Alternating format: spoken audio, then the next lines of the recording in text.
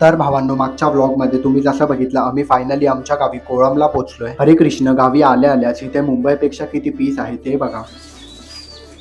मग घराची चावी घेऊन आल्यावर गावच्या घरात कोण नसल्यामुळे घराची हालत थोडी खराब होती, म्हणून घर बघितल्यानंतर आम्ही येतो नदी बघायला, कारण खूप वर्षानंतर बघायला भेटते. तिथून घरी आल्यावर अंगणातला सर्व केर कचरा साफ करून घरातले सर्व पाणी भरायला, त्यानंतर ब्रश करून मी चुलीवर मॅगी बनवतो, कारण काही नाश्ता नव्हता आणि सकाळचा पाचल बंद असतं. त्यात मॅगीपेक्षा जास्त तर मी गरम होत होतो. त्याचा पण उपाय आमच्या गावी आहे. एक्साइटमेंट बघून तर कळलंच असेल. तो आमची नदी एवढ्या जवळ आहे ना, एवढ्या जवळ. हे खाली उतरायचं आहे घरासमोर, जस्ट घरासमोर. जसं बोललो 2 मिनिटाच्या आत नदीवर येतो आणि आल्या आल्यास शेवाळ्यांमुळे स्लिप पण होतो. नदीवर मस्त मजा करून आम्ही आमच्या नारळाच्या बागेत येतो आणि ही आहे आमच्या घरासमोरची शेती. संध्याकाळी आम्ही जातो काजिरट्याच्या नदीवर. जिकडचा व्ह्यू एकदम मूवी सारखा होता. जिकडचा पाणी एवढा ट्रान्सपरंट आणि डीप होता की बघूनच उडी मारतो. आपण भेटूया नेक्स्ट ब्लॉग मध्ये. अजून खूप काही बघायचं बाकी आहे, त्यासाठी लाईक सबस्क्राईब.